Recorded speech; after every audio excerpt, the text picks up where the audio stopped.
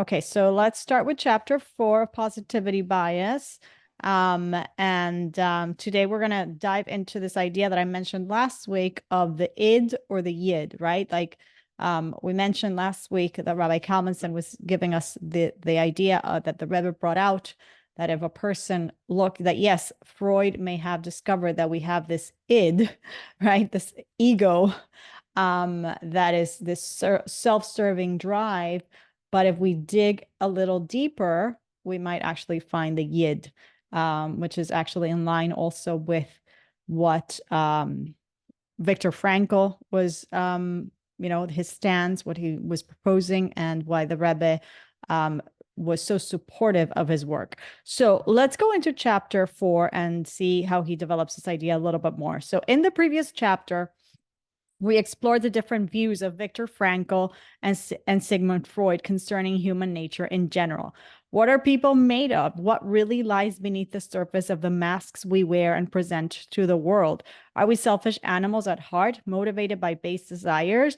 Or are we aspiring souls seeking deeper meaning and connection with others? And by the way, this is kind of relevant to the reality that we're living in right now, where we see all these people that it's almost like, do you even like where's your humanity? Where's your divinity? Like, how could you be so morally bankrupt, right? And it goes to show us that without Torah, without an understanding that there's an eye that sees and an ear that hears, that there's a creator to whom you're accountable, right? Who is relying on you, and therefore you should, by giving you life, he's relying on you to make good choices, to be a contributing, thinking, productive member of society.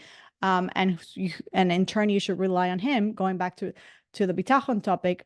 But when we don't have that, refinement, we stay pretty much an animal, quote unquote, right? We stay an id. We're not able to go past our egocentric qualities. We're not able to go past our selfish motivations and base desires. And if we're getting money to show up at a protest, it doesn't matter the consequences or who it impacts, right? Or to post on social media like propaganda or whatever it is, right? Well, it doesn't matter, right? Because there's no moral compass, because I haven't been taught right from wrong, because I haven't been taught the notion that there is a creator of the world, right? That, like I said, that depends on me. So ultimately, everything that we're kind of seeing unfolding, it's like we've said so many times, it has to do with the loss of understanding in our country and in Western society that there is a God, and the heavy reliance on ourselves, on humanity. It used to be that there was an awareness that there's a creator of the world, and that made a huge difference. And there's a trend to go back, right? There is definitely it's happening. We're living in this times where like the layers are getting peeled, and we're literally starting to see good versus evil. And it all has to do with the same thing. It's all the same thing. So we're peeling the layers are being peeled, and you start seeing that there's a trend for many people to go back to that notion, right?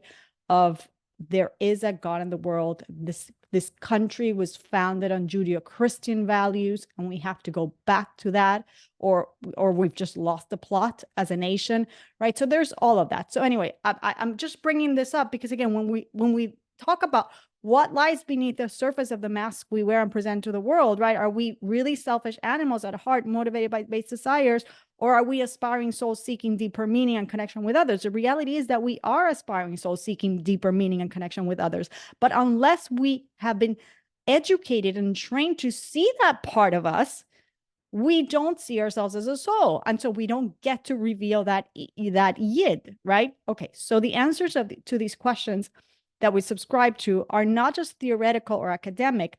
They define in our minds what it is to be human, which in turn validates or challenges what we take to be acceptable or achievable goals and behaviors.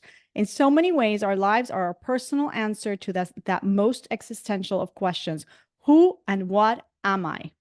Right? And again, if you have a youth that thinks I am just a piece of flesh, and I can do whatever I want with my body and whatever I want with my life, right? this is what you have. But if you have a youth that says, I am a soul with a body, and there's a creator who's put this soul in this world for a purpose, you have an entirely different generation. Okay. So it all goes back to that awareness. Okay. So unsurprisingly, the Rebbe resonated with and endorsed the empowering message of Viktor Frankl rather than Freud's cynical assessment of the human condition, built as it is upon the unstable and self-serving foundation of the unconscious id. In this chapter, we will continue this line of inquiry as we analyze a further extension of the Rebbe's positivity bias as it applies to the Jewish soul in particular. All right. So here he's going to talk about the redefining a hypocrite. So it's a very interesting story. So a man once told the Rebbe that he felt like a hypocrite when he went to shul on Yom Kippur because he didn't go the rest of the year, right? We all see this. We've seen this scenario. The Rebbe responded by saying that the natural place for a Jew is to be in shul on Yom Kippur. You're not a hypocrite when you go to shul on Yom Kippur. You're a hypocrite when you don't go to shul the rest of the year.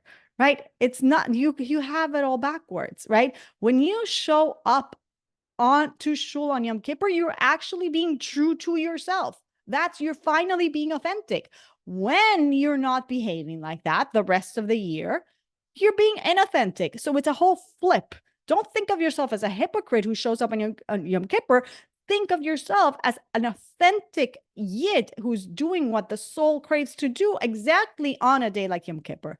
So many Jews struggle with their Jewish identity. Based on how they were raised or what kind of life they lead, they tend to think of themselves as bad Jews or good Jews. And this is, I have such a, I can't, it just hurts me so much. I've had these encounters ever since I moved to Houston. I have these encounters with particularly the older generation of Jews, like, we'll be in a place with my husband, and then, because my husband grew up here, so, the name kind of comes up and whatever, and because he's overtly looking religious and, oh, so you're from this family, oh, I knew your parents. Eventually, at some point, this older gentleman or older lady, from the previous generation, kind of like the generation of my in-laws, will say these words, well, I'm also Jewish, but I'm just a bad Jew. And every single time, Matt and I are like, no, don't say such a thing. Like, what are you talking about? Like, that is not a thing, right? But there's like this feeling like, because I don't do all the things that I see that you obviously do, because I see you have the yarmulke and you have the whatever, right? No, I'm a bad Jew. Okay. Religious or secular and so on. So we kind of like, we think of ourselves in these groups. This self-definition then influences their decisions to participate in the life and rituals of the community or not. Because I'm a quote unquote bad Jew, I'm not showing up to that. I don't belong there, right? Where every Jew belongs, because, it's so interesting. In this week's podcast with Jamie Geller, we were talking about the inheritance that we all have. It's a birthright, right? The Torah, and how important Jewish education is, because again, without the Jewish education, the Jewish literacy, there really can't be real Jewish pride. There really can't be a generation that stands on their own 2 feet confidently in the world of, secular universities and the workforce, and can stand as proud Jews because they're literate. They know what they stand for. Meaning, if we don't know what we're living for, Jamie said, we don't know what we're fighting for, right? So without Jewish education, we don't know what we're living for. We don't know what Jewish life is. We don't see ourselves as Jews, really. So it's really crippling an entire generation. So really, when we talk about anti-Semitism, and I'm sorry that like the class goes into so many different directions, but this is kind of, I guess, important to say. When we talk about anti-Semitism and fighting anti-Semitism, the only fight against anti-Semitism is Torah, true Jewish education. That's it. Like, in any call for Jewish pride, it's going to be empty if it's not really nurtured by Torah, true Jewish education. That's something that's really, really important. Because again, so many people will show up at a place, at a Jewish setting, and they will feel like they don't belong when they do belong, when it's their inheritance, it's their birthright. Why? Because they don't have the literacy, because they don't know what's happening, because they don't know what's going on, right? So we feel inadequate in shul, let's say, but we feel very adequate in the boardroom, in the restaurant, in the meeting, right? In the study, in the study hall, and the whatever, right? We're very, very versed in whatever our field of expertise is. But when it comes to Judaism, our level of Judaism is a story from fifth grade Hebrew school, right? It's there's no depth. It's just Noah and the ark and Moses and the tablets. And I don't know much more than that, right? When Judaism is so rich and it's, and it's so profound. And again, it's your birthright. So it's really, really important that, again, that we bring that back, because again, that goes back to the self-definition. Then I can define myself as a Jew, right? Okay. So now this self-definition then influences their decisions to participate in the life and rituals of the community or not. According to the Rebbe, however, being Jewish means that fulfilling the mitzvahs is the most natural and truly authentic thing for one to do. So again, it's your birthright, it's your inheritance, it's who you are. This is actually the most natural thing for you to do. You feel like a hypocrite, right? When you're doing it, no, you're actually being true to yourself. Now, again, in order to make people comfortable with that authenticity, right, to ease the discomfort, we should be giving them the gift of Jewish education. Then they wouldn't feel like hypocrites. All right.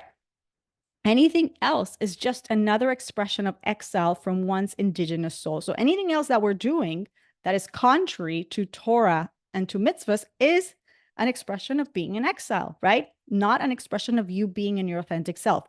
The Rebbe further emphasizes this point in a letter written to someone who had sought his counsel. He says, there can be no question of hypocrisy when a Jew learns Torah and conducts his life in accordance with the Torah and mitzvahs, even if some of his or other actions, even feelings, do not always harmonize with his Torah study and observance, because the incongruity lies not in acting according to the Torah and mitzvahs, rather it lies in acting contrary to the Torah and mitzvahs. So again, when we don't act according to the Torah, that's when we're not being authentic. That's when we're being in a cognitive dissonance, right? We're not behaving according to who we truly are, not the other way around. It's not that when we are showing up to do Torah mitzvahs, we are being dissonant or we are being hypocrites.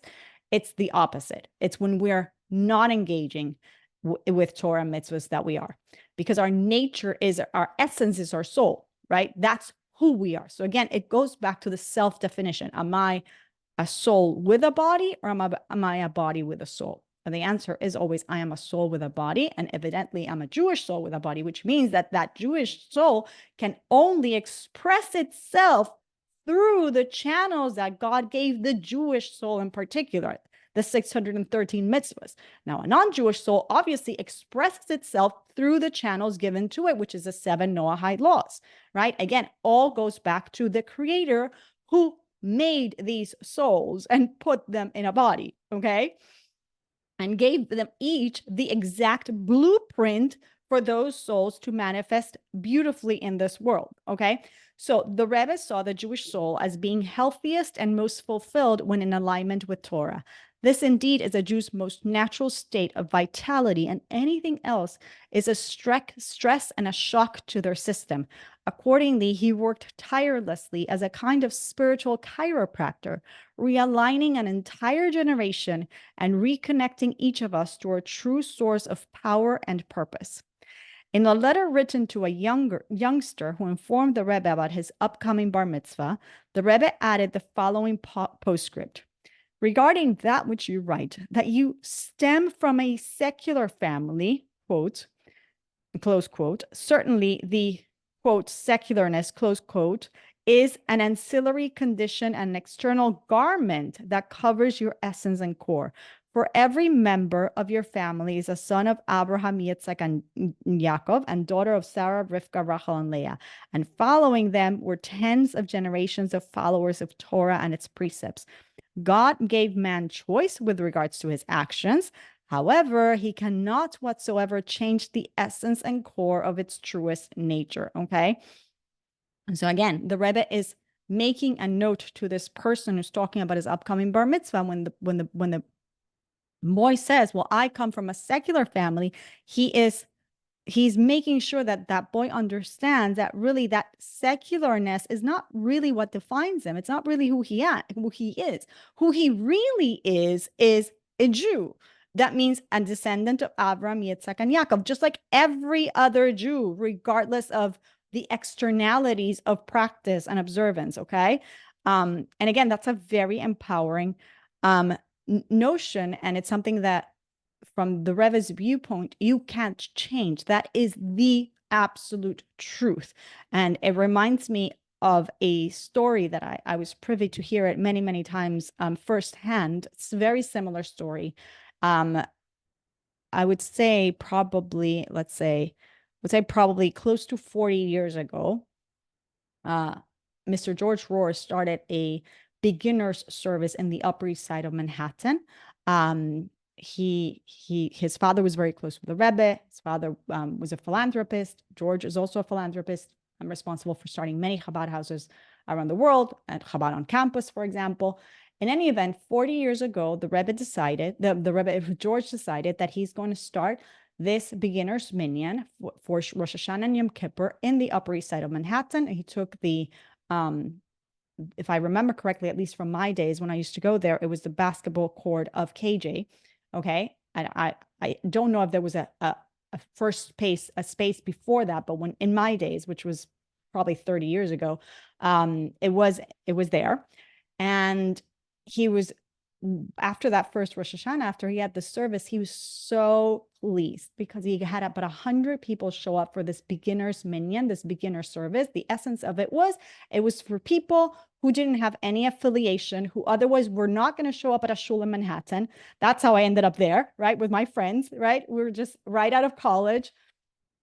And we didn't have a membership in any fancy shul in Manhattan. And we also we're kind of a little bit traditional kids from Latin America. We're not going to show up at at a reform shul. So it's but we're also not from, and we don't belong to an Orthodox. So where do we go? It happens to be that that one of the guys in my group of friends is cousin with Mr. Rohr. Says, I have a cousin who runs a religious service. It's free. It's perfect for us. And it's, it's like the real deal, but it's not overwhelming kind of thing. Okay, perfect. And for us, it was free. So it was the thing. Okay, fine. So many, many times I ended up going there many, many times. So one of the stories that I heard firsthand from George, and it's a very public story, it's been quoted many, many times. So he had this first Rosh Hashanah service, and he was so pleased. So his custom was that between Rosh Hashanah and Yom Kippur, he always went to the Rebbe to get a bracha. The custom was that the Rebbe would give out lekach, honey cake, during the 10 days of Teshuvah, between Rosh Hashanah and Yom Kippur. People would go get a bracha from the Rebbe and get a piece of honey cake. So George went for lekach, and he was so excited that he's going to the Rebbe and he's going to tell him what he accomplished. And so he finally gets his turn in the line, and he says, I would like the Rebbe to know that we had a beginner service in the Upper East Side of Manhattan, and we had over 100 Jews with no background. And of course, George is waiting for the Rebbe's big smile. And suddenly the Rebbe's face turned very serious. So George didn't know what happened. He thought maybe the Rebbe didn't understand him. Maybe the Rebbe couldn't hear. So instinctively, he just repeated it again. So he says, again, I would like the Rebbe to know that we had a beginner's service for Rosh Hashanah, and we had over 100 Jews with no background. And the Rebbe becomes even more serious. And now George is feeling really uncomfortable. But what does he do? He repeats it again, now a little bit louder, because maybe the Rebbe really just doesn't hear him. And he says the words again, a Jew with no background, and the Rebbe cuts him off. And the Rebbe says very seriously, I want you to go back and tell them that they have the background of Abraham, Yitzhak, and Yaakov, Sarah, Rivka, Rachel, and Leah. And that was such a powerful message for George. It literally changed them. And not only did he go back and share it, that one Yom Kippur service, when he did a few days later the Yom Kippur service and the beginner's Yom Kippur service, but he made a point to share it every Yom Kippur after. And again, it's been almost 40 years, I want to say. And I had the opportunity to hear that story said many, many times. And he always used to share it before Ne'ilah, if I remember correctly. So it's a very powerful idea. And that is That is the Rebbe's viewpoint, okay? And that is, again, the viewpoint that we have to have. And when we study Tanya, for example, right, the Alter Rebbe makes it such a point. When we talk about Ahavas Israel, where does real Ahavas Israel come from? It's from the ability to see another person as a soul, right?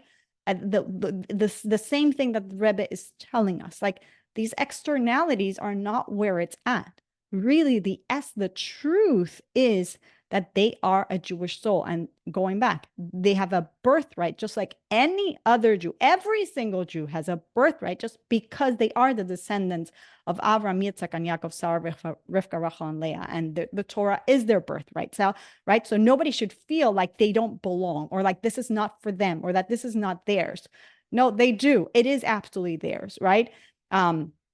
So anyways, our families and our lives may appear staunchly secular on the surface, but this betrays our bedrock disposition as believers, children of believers, right? The Jewish people are called maminim, b'nei maminim, believers and children of believers. This is who we are. And today we see it, right? It's like amazing, even though we're going through this horrific war. And, I was talking to somebody today who told me, I'm just every night we just go and sleep in the safe room, in the shelter. And she's explaining to me, because it's just much easier rather than, get the sirens at several times at night or at 2 a.m, and you're like up with a heartbeat, and you're like, it's just so not healthy. So we just literally go to sleep. It's not pleasant. It's not my bed, but we go and sleep in the shelter. And I said, families with children also do this. And she said, especially families with children, because it's just so much stress to wake up your children in the middle of the night, right? And make sure to get everybody there on time. So they make it it's like when Houston, not the same, but like I remember when the kids were little and we had tornado alerts, right? So we all go into the bathroom and we bring pillows and blankets, and all the little kids, I remember they would go inside the bathtub, and it was like a whole thing, and we're just all sitting there, right? Okay, so it's not that, okay, but it just reminded me of that notion. So why am I saying this? Because why did I get here? Because even though we're going to this very harsh reality of war, very, very, very difficult on so many levels, we're also seeing this exuberance in praising Hashem, in recognizing the miracles. Like, you go all over social media and everything, especially after last night's miracle with the hospital, right? Everybody, well, not especially, everything that's happened in the last few days, but definitely the trend is it's just amplifying and amplifying and amplifying this trend of, thank you, Hashem. The miracles are obvious. You're with us. Your hand is so evident, and it's coming from everywhere. It's not coming from, the most Torah educated. It's not coming from the most practicing Jews. It's coming from every single individual. So again, that goes to show us, because why? Where's it coming from? Because we are maminim b'nei maminim, because we are believers, children of believers. We have an innate sensitivity to see godliness, right? And it gets to a point where we cannot not see it. And even though the people in the world might choose not to see it, right? Or are maybe unable to see it. Maybe the klipa, maybe the layers of what do you call it? They're so they just have an inability to see, because the klipa, I don't know how to explain it, but the klipa is so strong they can't see godliness. The Jew has a sensitivity to godliness and can see it, and we're seeing it. And the more we see it, like we've talked many times, again, going back to the bitachon piece, as the Shah Bitachon told us in the introduction, the more you see God's hand, the more you believe in God's hand, God's providence, the more he's going to reveal yourself to him. So with that knowledge, anytime I see this arousal of people in social media just clamoring that Hashem is great and that Hashem's miracles are obvious, and thank you, Hashem, and all the things, and praising God, the happier I get, because I know for a fact that means that we're going to get more, right? The more we intensify our seeing Hashem, the more we get to see it. So it's what's happening in a way, it's like the perfect recipe for us to really get through this threshold and really come to a place of Mashiach, of Geula, where the whole world will see Hashem, right? But it starts with us, right? And then the whole world will be able to see the godliness. Okay. So continuing here. According to the Rebbe, faith is the cornerstone of our individual and collective consciousness. Everything else is just cosmetic additions onto a facade, so to speak. In a related letter, the Rebbe clarifies this point further. He says, I must take exception to what you call, at the conclusion of your letter, my lost Judaism. The expression lost, quote unquote, lost, does not really fit here, for no person can lose something that is his or her true essence and inner nature. You can't lose something that is you. You can't lose yourself. Like, you are who you are. You are a Yid. Again, you're a descendant of Avraham, Yitzhak, and Yaakov. Like, you can't lose that. It's the way you were manufactured, right? Nobody can take it away from you. You can't just drop it. Okay. What is possible is that this true essence of a person is sometimes in a state of suspended animation or covered over with various layers of foreign substances, even those that are at a variance with his essence. So yeah, you can cover it up. You can cover it up with stuff, but you can't lose it, right? But this essence can never be lost. It can only be dormant, as it were, instead of being active and expressed on the surface as it should be. Now, what happens in times of oppression, right? And this comes up in the Maimor, the Rebbe's Maimor Atat Tzaveh, the last Maimor that the Lubavitcher Rebbe left us with, is that when the olive gets pressed, the finest, purest olive oil comes out, but it's a tremendous amount of pressing, right? So the same thing when the Jew gets pressed, when the Jew gets pressed, right? When you're put to the fire, then that etzem and neshama, that essence of the soul just comes out, right? And we're seeing it. We're living through such times. In times of comfort, as we had for a few decades, times of affluence and comfort and seemingly no persecution. And we could be at Harvard and we could be at Princeton and we could be in government. And you know what I mean? Like, right? The challenge is that we become complacent and we forget that we're Jews.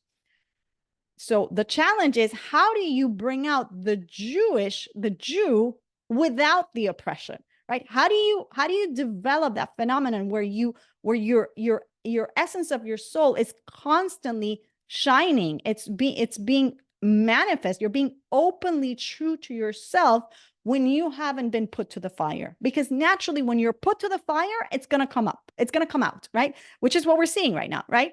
When we're put to the fire since October 7th, it's coming out. There's an arousal. Like everything is about being Jewish pride, right? We're all coming back. There's a beautiful move towards teshuvah. It's something unbelievable. I remember recently I was looking at some statistics coming out of Israel. It's literally mind blowing, right? But it's exactly what the Rebbe discusses in the Maimer. The challenge is to live like that when we're not being oppressed. And that is the beautiful thing. If we could sustain that level of Jewish pride and Jewish awareness and truthfulness to who we are when we're not oppressed, that would be the ideal, right? Fortunately, now we're on the other situation, but God willing, very soon we will sustain it. So the idea is that this shouldn't fade away, that this should be something that we sustain forever. All right. So similar to both Freud and Frankl, the Rebbe draws a distinction between a person's actions or outward appearances and their essence or innermost aspect. On that point, all three agree. A human is a geological being with a strata upon strata of psychic and spiritual sediment settled beneath the surface. When they diverge, however, where they diverge, especially the Rebbe and Freud, is in what they suggest lies beneath the superficial level of our external actions. That is what defines our bedrock, our essence, right? Because for Freud, what lies beneath the surface is something very, very ugly and very, very nasty, right? By the Rebbe, is really a diamond. Okay, to Freud, it was our carnal desires and animal drives for power and libido, while the Rebbe saw something wildly different, vastly different and more positive, an eternal soul created in God's image. And that's what we talked about before, that the Rebbe explained to somebody that, yes, if you dig through the ground, you dig under, you're going to come up with a lot of schmutz and earth and sediment, and it's just nasty, right? But if you keep digging deeper, you're going to find diamonds, gemstones, you're going to find precious minerals and stones, right? So the Rebbe is digging deeper. Freud, unfortunately, just stayed in the muck, in the schmutz, okay? All right. So the Rebbe was once asked by Professor Belville Green whether the Freudian notion of conscious and subconscious has a parallel in Judaism. In response, the Rebbe referred to Maimonides' explanation of a particular halachic question in which the rabbinic court is allowed to influence a person's behavior to act in accordance with the prescribed law. So here what the Rebbe is about to explain to us is the Rebbe, in order to answer the question of whether Judaism agrees with this notion of conscious or subconscious, the Rebbe brought the halacha that is sometimes a beis din, a rabbinic court, needs to influence a person's behavior so that they actually behave the way their soul would want them to behave, which is according to Jewish law. Because again, Jewish law is God's wisdom. It's the way halacha is the way we move, is the way we holech, right? According to the soul wants to follow the steps to become closer to Hashem. So if sometimes the halacha is that a Jewish court can influence a person's externality to get them to finally behave the way they want to behave in their true essence. So here we go. On the surface, this may appear as tampering with a witness or defendant to elicit the desired answer or outcome. This comes up when a man is forced, when a man refuses to give a woman a get. This comes up a lot, right? The Jewish beis din will do things to really, really make him actually do what he's supposed to do, which is what his soul wants to do, right? He's just acting in complete dissonance. All right, which is to give the woman a get. However, the Rebbe uses Freud's division of the human psyche to reveal the deeper psychospiritual dimensions of Rambam's halachic ruling. He says, to use contemporary terminology, the conscious state of a Jew can be affected by external pressures that induce states of mind and even behavior that is contrary to his subconscious, which is the Jew's essential nature.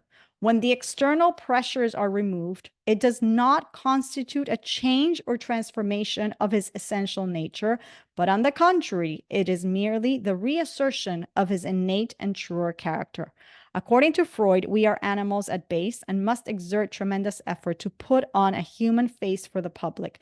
We are thus rotten or broken at our core and merely try to cover it up as best we can. The Rebbe, on the other hand, posits that a Jew is whole and holy at root, and it is only on the surface that the fruits of our actions may become rancid. Our essence, however, is always pure and predisposed to divinity. A disciple from a neighboring Hasidic community once visited the Rebbe for a blessing. After discussing his personal issue, the Chassid asked a question. He said, the Talmud states that even the sinners of Israel have as many good deeds as a pomegranate has seeds. Listen to this because it's actually beautiful. It's one of my favorites, okay? So he's saying to the Rebbe, look, the Talmud says that even the sinners of Israel have as many good deeds as a pomegranate has seeds. But isn't that statement contradictory, he says to the Rebbe? If someone is truly a sinner of Israel, how can the Talmud say that he's full of good deeds? Right? How could it say that he has as many good deeds as a pomegranate seed? Didn't you say he was just a sinner of Israel? Isn't that what the Talmud called him? The Rebbe closed his eyes and nodded, quietly beginning to cry. He said, I have a question on the very same passage, replied the Rebbe. If the Jew we speak of is truly full of good deeds, how can he be called a sinner of Israel? You see the reframing? You see how the question comes from another angle, right? The question for the Rebbe is not what this person is asking him, is not, how could a sinner of Israel have as many mitzvahs as a pomegranate? The Rebbe's question is, how could a Jew be considered a sinner of Israel?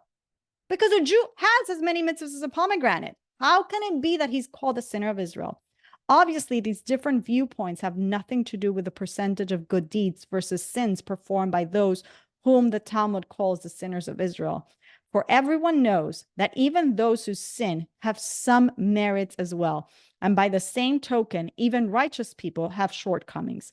The real question raised by this story is therefore one of essence, right? It's all about the essence. Are these Jews essentially sinners who have performed good deeds, or are they wholly righteous at their root, regardless of the fact that they have made some mistakes? In other words, what defines the essence of a Jew, the inclination to do good or the opposite? In other words, what defines the essence of a Jew? The inclination to do good or the opposite? Which force is intrinsic to the Jewish soul and which one is imported? The Rebbe argued time and again, often in the face of opposition, that it is the goodness and godliness of the Jewish soul that defines who and what a Jew is, regardless of their level of religious observance. As the Talmud teaches, even when the Jewish people have sinned, they are still called Israel. Any momentary deviation from this pure essence is just that. It's a deviation from the eternally established norm. The norm is that the Jew has as many mitzvahs as a pomegranate. The norm is that the Jew is a descendant of Avraham, Yitzchak, and Yaakov, right? As the Tanya further explains, even while the sin is being committed, the divine soul always believes in the one God and remains faithful to him. Here then is a classic example of two individuals looking at an identical text, but seeing something vastly different. What becomes clear from this story is not just the spiritual state of the Jews under discussion in the Talmud, but also the mind state of the people having the discussion itself. For each is choosing what to focus their attention on, the negative or the positive aspects at play. Because again, we're learning this to help us look at the world with a positivity and life around us with a positivity bias, which is what the Rebbe mastered. As illustrated by the story, we're all inescapably biased in some way. The question is, what is your bias? So we see the contrast between this person asking the question, their bias, and the Rebbe's bias, right? When you judge others or even yourself, are you actively looking to emphasize positivity or its opposite? It's up to you to decide. For at the end of the day, we see what we are looking for, right? We see what we are looking for. And going back to bitachon, right? We see what we're looking for. If we're looking for godliness, if we're looking for the hand of God, we are going to see it. That's it. And again, that becomes the bedrock of our trust in God. That's how we know, right? Not only because he's told us so many times, David HaMelech told us, the Torah told us, Moshe Rabbeinu told us, so many times we see, it's been told to us that God is absolutely reliable, but because we see in ourselves that he's actively involved and reliable, and he has all those beautiful qualities that we've learned before. Okay, now, yet the above discussion raises an important and unavoidable question. If I am so good, where does sin come from, right? If the Rebbe is right, and I'm really this yid, this beautiful neshama, this beautiful soul, and I have all this potential, and I come from this incredible stock of human beings. I have this beautiful DNA. I'm like a pomegranate. Okay, but where is it coming from that I do the wrong thing? Because we all do sometimes. In response, the Talmud answers profoundly.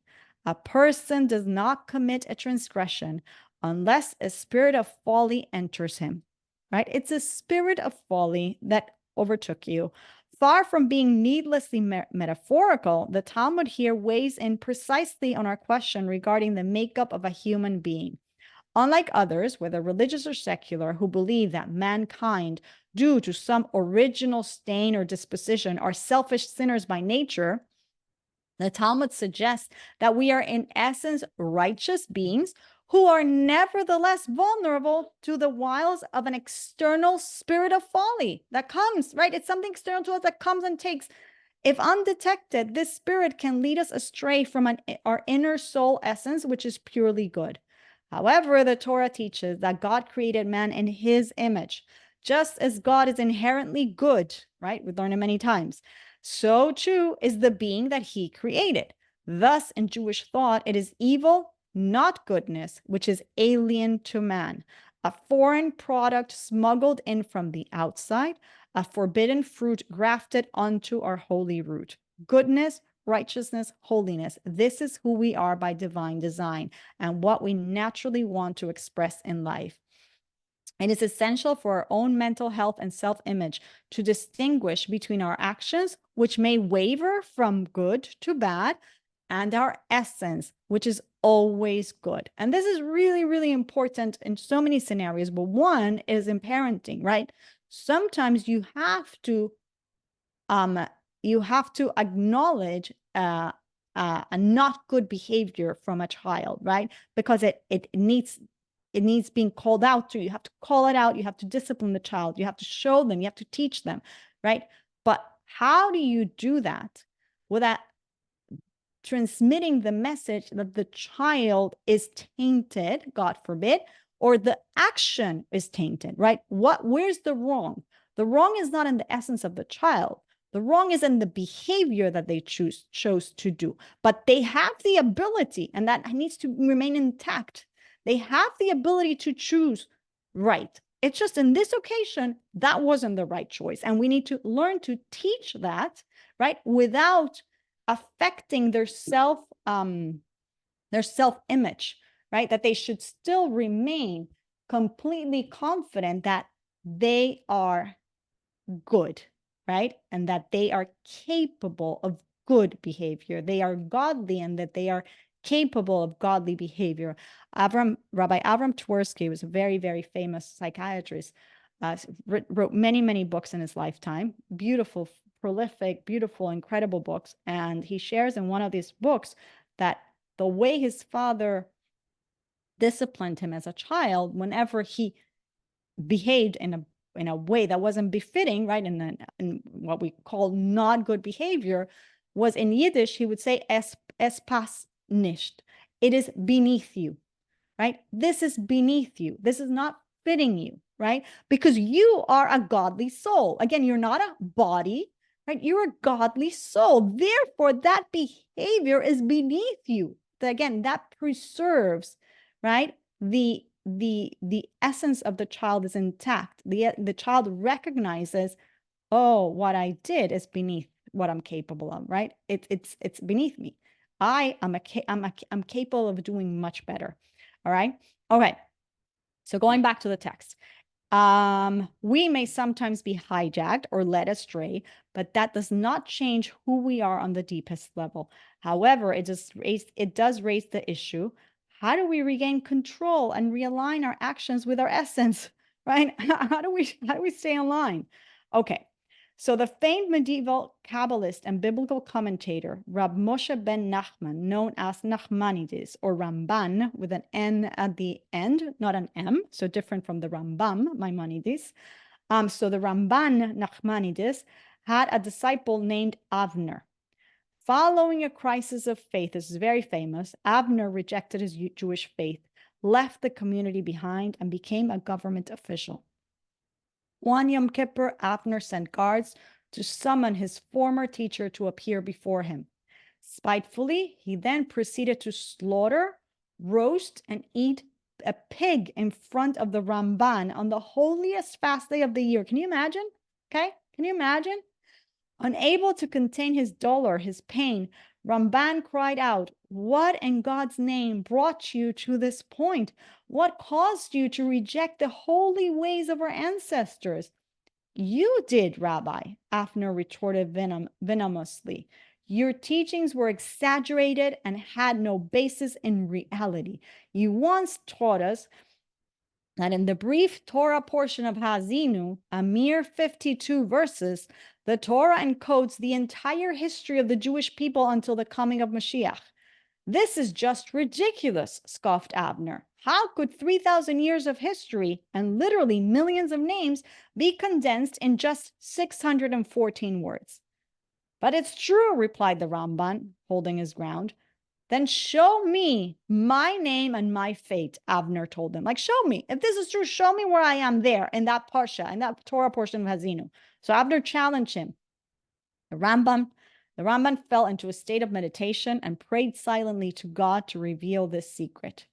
Your name, Avner, can be found in the third letter of each word in the phrase, Amarti, if Fehem Eshbisa Me'anos Safram, I think it goes. I don't have the nakudas, I don't have the vowels, but something like that, which means I, God, Amarti, said in my heart that I would scatter them, causing their memory to cease from mankind. So in the words, in the third letter of each of the words of the pasuk, you're not seeing it unless you have the text in front of you on page 53. You see it. There's an aleph, a base, a nun, and a resh, which make the word Avner. But not only that, here's the kicker here, okay? It says Amarti, so there's a resh at the beginning. So he's referring to this verse, and the verse is referring to those who had rejected the Torah and a Jewish way of life, because it says, God said in my heart that I would scatter them, the ones who rejected Judaism, causing their memory to cease from mankind. So Avner's face turned pale as heavy tears began to fall, because he's realizing that his name is in that very pasuk, that very verse that God is talking about those who rejected him. Okay. And now he realized that, yes, he's there. Not only is he there, he's there in what's really his story, that he rejected God. So he says with deep tears, is there any hope for me? He sobbed. What can I possibly do to rectify my unthinkable sins? And then the Ramban says to him, the verse itself has provided the rectification, said Ramban. It says that God will scatter them until their memory is erased. You too must scatter those distracting alien thoughts and impulses that have held you captive for too long until they are forgotten. Relocate to a new environment, free from your former associations and addictions, and in this way you can return to your essence anew and be remembered for good among your people. Now, here's the Rebbe taking this a full step further. It's going to wrap this with a bow. Listen to this. In 1982, at a Farbrengen, the Rebbe shared that as a child, he was taught this story by his teacher, right? This is a true famous story. The traditional point stressed by his teacher was the infinite nature of the Torah. How indeed could the Torah contain such esoteric codes and secrets that the name of Avner was there and his fate was there in that verse? However, the Rebbe added, there is another layer of depth to the story that has been overlooked. If you notice, the words quoted by the Ramban begin not with an aleph for Avner, but with a resh, because it says Amarti. Amarti, the third letter is a resh. Okay, so the verse says, I said, Amarti, in my heart that I would scatter. So really, the letter resh is often used as a formal prefix for Reb, right? Reb Avner, an honorific term. Therefore, his name as quoted in this verse is Reb Avner, revealing how he is actually seen in God's eyes through the lens of the Torah as a spiritual being deserving of respect and reverence. So he wasn't just Avner the sinner, he was really in the eyes of God, Reb Avner, right? Because that is the Jewish child to God, right? He's not just a sinner that went astray. This self-revelation, like a lightning flash, instantly brought Reb Avner back into alignment with his higher nature. In fact, the moment he was exposed to the error of his ways, a spirit of teshuvah was immediately awakened within him. After having left his faith, even going so far as to mock and taunt its devout leaders on its holiest day, the vision of his soul that was reflected back from within the Torah instantly aroused a yearning within him to return to his roots. Jewish thought is essentially positive in its assessment of the soul. There is no need to be quote unquote born again or to turn over a new leaf in the process of the spiritual journey. Even if a person sins and seeks absolution, there is never any need to become something completely different. It's just you got to take away the external garment, the spirit of folly that came to you, just got to shut it out, right? You're still who you are. There's no changing you. In fact, the Hebrew word teshuvah, which is commonly translated as repentance, actually doesn't mean repentance. Once again, many people don't know this. This is why the Hebrew language it's so important to understand. It actually means to return, right? To return to what? This existential orientation further reinforces Judaism's core principle. The soul is eternally, essentially, and unalterably pure no matter what. This is our root. We may sometimes branch out in various ways, but we are always attached to that root.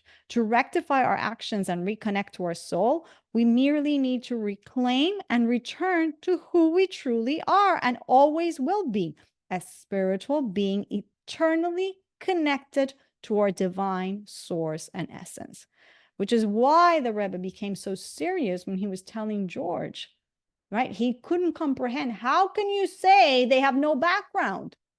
Like we say it like, but to the Rebbe, every word has meaning, right? You make sure you go back and you tell them there's no such thing as a Jew with no background, right?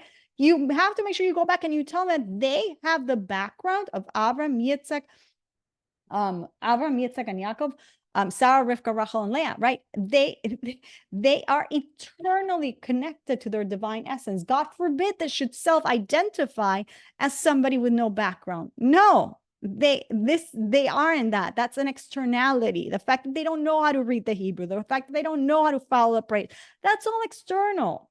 Who they are is a godly soul, okay? So now he tells us, Rabbi Kalmenson tells us, you are what you seek, okay? So somebody says to the Rebbe, a philanthropist who traveled overseas to visit the Rebbe, I came here to look for some Yiddishkeit, for some Judaism. So this philanthropist says to the Rebbe. And so the Rebbe says, you didn't have to come all the way here for that. You only had to look deep inside your own heart. Again, it's within you, right? In the Rebbe's view, Jewishness or Jewish faith is not something to be sought or superimposed. Rather, it emerges and expresses itself from deep within. In fact, the Talmud teaches that each baby is taught the entire Torah while in the womb, which is then forgotten at the moment of birth. Torah is thus already integrated into the deepest levels of our beings. It merely seeks further expression in the world through sanctified thoughts, speech, and action. So we learned the entire Torah before birth. So it's like the imprint is already there. All we have to do is once we're in this world, is once we start being exposed to it, it's like, oh, now this feels so authentic because I knew it because it was mine already. You know, it's like you're revisiting something that you already had a knowledge in, right? Like if we could explain it in like in our physical experience, right? If you learned a language from when you were a child, let's say, right? And then you moved to other countries, you hardly ever used it, right? But it was the way you were raised, right? Like me with Spanish, let's say. I don't use my Spanish so often, right? But let's say eventually you are exposed to that language again, like, oh wait, it's all coming back to me. Like it feels so natural. It feels so harmonious, right? So the same thing is with the Torah. It's so harmonious. It's so authentic to who you are because you already have it. You already learned it. Your soul absorbed it all before it came here. All right. So, Torah is thus already integrated into the deepest levels of our beings. It merely seeks further expression in the world through sanctified thoughts, speech, and action. Rav Tzvi Hirsch Weinreb moved with his family to Maryland to pursue a career in psychology. This is one of my favorite stories. At one point, he was going through a difficult time, and he decided to call the Rebbe for guidance. He wasn't a chassid of the Lubavitcher Rebbe. He was going through a very difficult time professionally. He wasn't finding himself. He was depressed. So he called into the Lubavitcher Rebbe. The Rebbe's secretary answered the phone and asked the caller to identify himself. Not wanting to disclose his name due to the sensitive nature of his questions, Rabbi Weinreb replied only a Jew from Maryland. He didn't identify himself. He just said, I'm a Jew from Maryland. He went on to outline the questions for which he wanted the Rebbe's guidance, uncertainties regarding his life, his career, and his faith. Right? He says, this is in video, he said he had a lot of questions in emunah and faith. He was really in a kind of a dark place, okay? So, of course, he didn't want to disclose exactly who he was, so he just answered ambiguously, a Jew from Maryland. Suddenly, Rabbi Weinreb heard the Rebbe's voice in the background.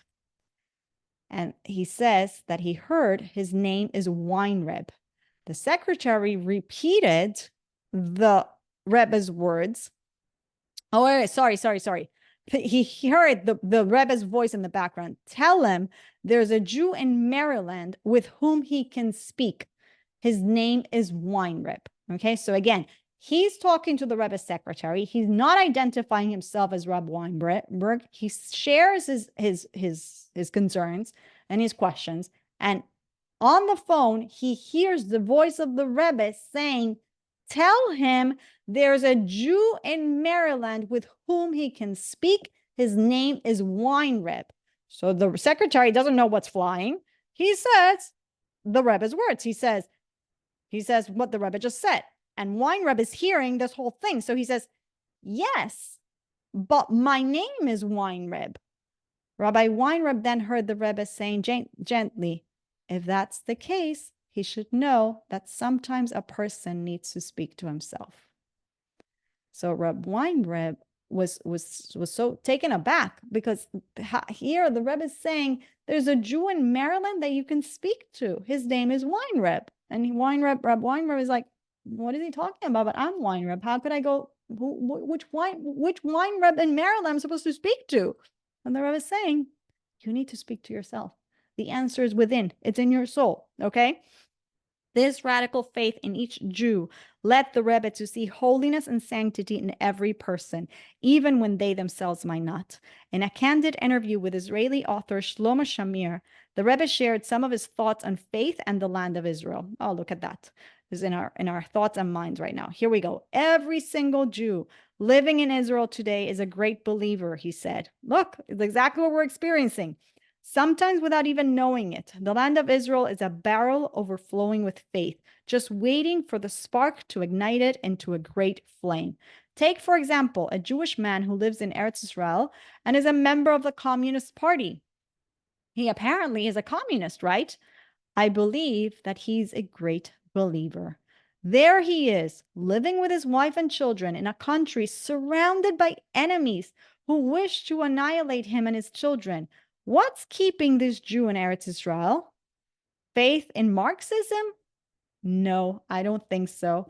He lives in Eretz Israel and every once in a while rises up to defend it because, perhaps unbeknownst to him, he believes in God and in the fact that Eretz Israel was given to the people of Israel. We only have to awaken inside of him the awareness of his own faith. So don't confuse yourself. Don't think it's because you believe in this great Marxist cause. No. You believe in the land of Israel that was given to you as a birthright from God, the creator of the world, right?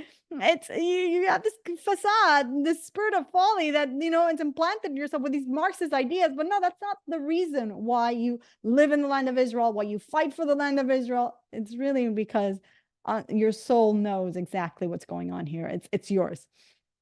How do we do it? Asked Shamir. How do we find a path to these great and precious believers? Need we launch a campaign of religious hasbara, publicity, which means publicity and promotion? Must we first acquire good and wise leaders? If this is true that every Jew living there really is a believer, okay, so what do we do? Do we have to make a huge marketing campaign? How do we attract them to really live like this? No, said the Rebbe. There's no need for religious asbara, no need for publicity and promotions, and great leaders are only needed to create something when there is nothing.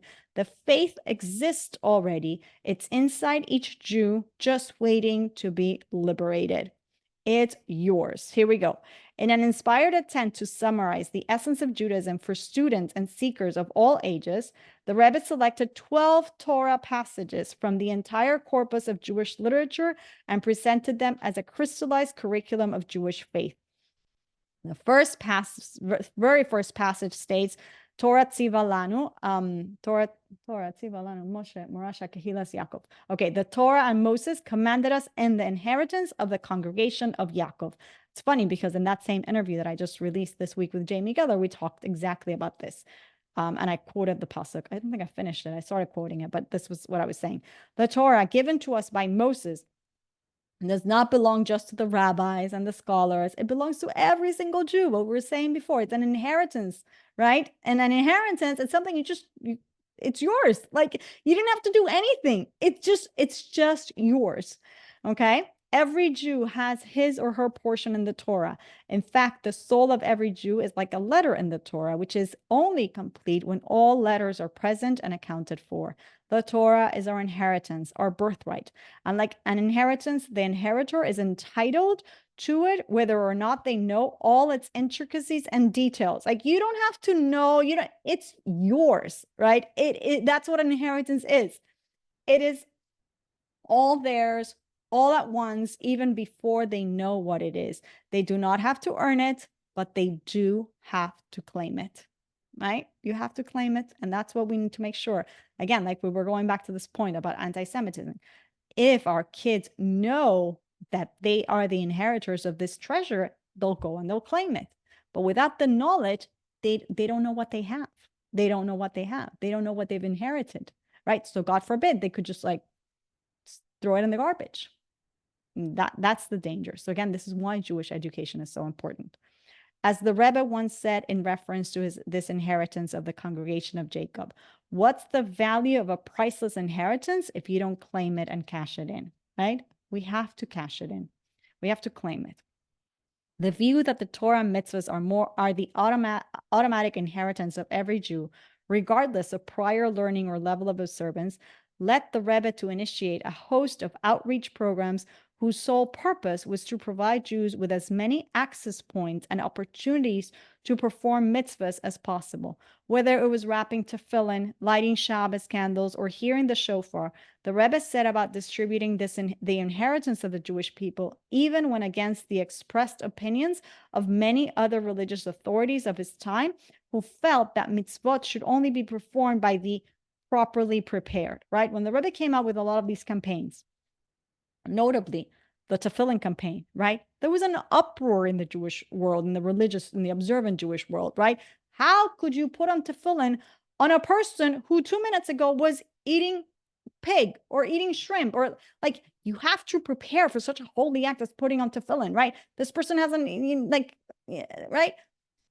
And now we understand the Rebbe's vision, right? Now we understand the foresight, because nowadays everybody's jumped on board. There's no one person who's not out there putting on tefillin with people today who are not, quote unquote, properly prepared for the experience, right? Because again, it's an access point to their godly soul, right? A mitzvah is what's going to allow your soul to express yourself. So we have to make sure that they can get in touch with that, because that's who they are. We're doing them a favor. We're allowing them to have the opportunity to forget, because when they were eating the shrimp, they weren't themselves. So it doesn't matter. It really doesn't matter. Now they have an opportunity to be themselves. They have an opportunity to put on those tefillin. I'm giving them an opportunity to be authentic to who they are. Who they were 2 minutes ago eating the shrimp or the pork, that wasn't them. So it's irrelevant. Right now, they have to be who they are, okay? Like the companies that comb through public legal and financial records searching for unclaimed inheritances to distribute to the rightful recipients, the Rebbe's emissaries, on his orders, positioned themselves on street corners around the world asking passerbys, "Are you Jewish?" What they're really saying is, "I may have something meant for you, something precious, something priceless. Don't you want to claim your birthright?" Right? Like, this is yours, right? Okay. So that is our chapter 4. Now, next week, we're going to talk about bringing the closer, this whole concept of outreach, right? That the way the Rebbe saw it. And you'll see how the Rebbe's language is very, very specific in this. I wanted to share something really interesting before. I know I'm keeping you a little late, but there was something really, really beautiful about this week's Parsha and what's going on in the world that somebody sent me. Let me just find it because I'm going to translate from Spanish. It's actually so beautiful. Where is it? Where did Margie put it? Where did Margie put it? No, I can't find it. It was in the Bitachon group. Huh. Wait, give me a minute. This is worth waiting for. And see that I should have put it in my notes or put it somewhere. No, it's not in the it's not in the Shalom Bayit group. It's in I think it's in the Bitachon group, but where's the Bitachon group? I don't know, it's Margie to put it. Sorry, guys. Sorry. Oh, I lost it. Oh, here it is. Okay, look at this. I'm going to translate for you guys again because it's related to the Parsha. Again, and this whole Parsha,